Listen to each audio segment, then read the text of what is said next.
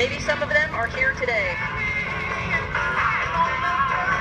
UH-1 Huey flies with a crew of 3 and can carry 10 combat soldiers. It is armed with 2 M60D machine guns and has a max speed of 143 miles an hour. The Desert Cobra you see in today's demonstration is one of the world's first attack helicopters, the AH-1 Cobra. Nothing brought fear to the enemy more than the appearance of this 3-foot-wide, weapons-laden attack helicopter. The original version, the AH-1G, was armed with up to 76 2¾ inch rockets and had a chin-mounted 7.62mm 6-barrel minigun, which would rain up to 4,000 rounds a minute down on the enemy.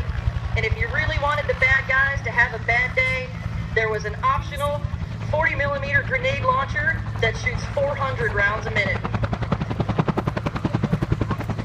The later version, the F model you see here today, is armed with a combination of up to 76 2¾ inch rockets, 8 anti-tank tow missiles, and a 20mm cannon capable of firing up to 750 rounds a minute.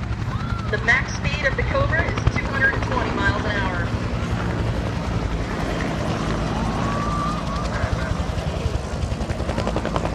Vietnam changed the way our Army wages war.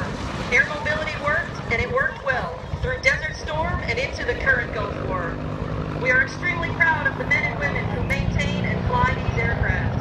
Army aviation has shown it's up to the task and ready to serve.